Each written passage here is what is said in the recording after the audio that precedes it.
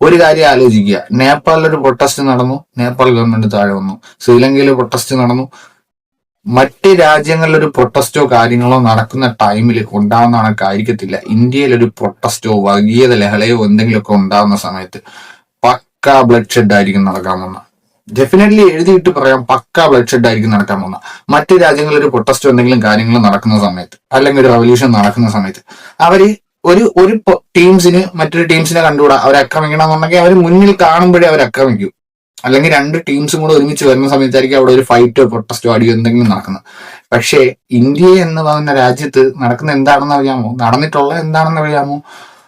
രണ്ട് ടീംസ് തമ്മിൽ അടി ഉണ്ടാവുകയാണെന്നുണ്ടെങ്കിൽ തപ്പി ഇറങ്ങും. വടി, വാള്, പിച്ചാത്തി, വെട്ടോത്തി ഇതെല്ലാം തപ്പി ഇറങ്ങും. എന്നിട്ട് അവന്റെ കുടുംബത്ത് വരെ കയറി ഈ ജാതിയുടെയും മതത്തിന്റെയും പേരിൽ നടന്നിട്ടുള്ള ലഹളകള് കണക്ക് ഹിസ്റ്ററി എടുത്ത് നോക്കിയാൽ മനസ്സിലാവും.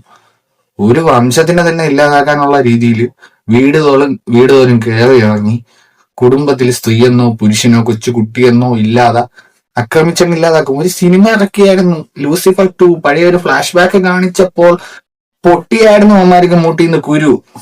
അതേപോലെ ആവും ഈ നാട് വന്ന് അതേപോലെ ആവും. തലച്ചോറില്ലാത്തവന്മാര് വോട്ട് ചെയ്യാനും പോവാതെ അവിടെ നമ്മളിതിൽ ബാധിക്കുന്നില്ല എന്ന് പറഞ്ഞ് ഇരുന്നു കഴിഞ്ഞാൽ വരും ഇങ്ങ് കയറി. എല്ലാ നാട്ടിലത്തെയും കണക്ക് ഇങ്ങ് കയറി വരും BJP അവസ്ഥയൊക്കെ. ലാസ്റ്റ് അവന്മാർക്ക് തോന്നിയതേ ഇവിടെ നടക്കത്തൂ ഉള്ളൂ എന്നുള്ള ഒരവസ്ഥയിലോട്ട് പോകുന്നത്.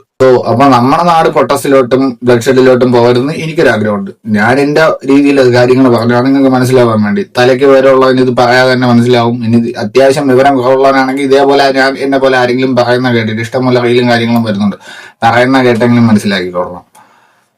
ഒരിക്കലും മറ്റു രാജ്യങ്ങളിലെ പ്രൊട്ടസ്റ്റോ റവല്യൂഷനോ നടക്കുന്ന പോലെ ആയിരിക്കത്തില്ല നമ്മുടെ നാട്ടിൽ ഒരു ലഹളയോ പ്രൊട്ടസ്റ്റോ എന്തെങ്കിലുമൊക്കെ നടന്നു കഴിഞ്ഞാൽ ബ്ലഡ് ഷെഡ് തന്നെയായിരിക്കും അതിന്റെ റിസൾട്ട്. അത് തന്നെയാണ് അവന്മാർക്ക് ആവശ്യം. വർഗീയത ഉണ്ടാക്കുക, അവന്മാരുടെ ആവശ്യം നേടിയെടുക്കുക, മതേതര രാജ്യം എന്നുള്ള പേര് മാറ്റി ഹിന്ദു രാജ്യമാക്കി മാറ്റുക. എന്നിട്ട് ഹിന്ദു രാജ്യമാക്കി മാറ്റിയിട്ട് ഹിന്ദുക്കൾക്ക് പോലും ഇവിടെ സമാധാനം കാണത്തില്ല. ഉയർന്ന അവന്മാരുടെ ഒരു 2-3 ജാതിക്കാരെ വെച്ചിട്ട് ബാക്കി എല്ലാവരും അടിമപ്പട്ടികളെ അങ്ങനെ കിട്ടേക്കും, അല്ലെങ്കിൽ കൊന്നു തള്ളും. പഴയ ഒരു രാജഭരണത്തിനെക്കാട്ടിയും കഷ്ടമായിരിക്കും. മറ്റു മതക്കാർ നിന്ന് കഴിഞ്ഞാൽ ക്രിസ്ത്യൻസോ മുസ്ലിംസോ സിഖുകാരോ ട്രൈബൽസോ ഇവരൊക്കെ നിന്ന് കഴിഞ്ഞാൽ ഇവന്മാരെ കാര്യങ്ങൾ നടക്കത്തില്ല. കാരണം അടി നടക്കും, അവര് സമ്മതിക്കത്തില്ല, പിടിച്ചു നിർത്തും. മറ്റു മതക്കാർ നിന്ന് കഴിഞ്ഞാൽ അതിനെ പിടിച്ചു നിർത്തും. ഈ പരിപാടി നടക്കത്തില്ല എന്ന് പറയും. അതില്ലാതാക്കാൻ വേണ്ടിയാണ് കുറെ പൗരത്വ ഭേദഗതി ബില്ലും മറ്റൊന്ന് മറിച്ചത് വോട്ടർ ID പേര് കട്ട് ചെയ്ത് കളയല്, ഈ സംഭവങ്ങളെല്ലാം കൊണ്ടുവന്നിട്ട് മറ്റു മതക്കാരെ എല്ലാരും ഈ രാജ്യക്കാരെ എല്ലാം പറഞ്ഞ് ഒഴിവാക്കാനായിട്ട് നമുക്ക് നോക്കുന്നത്.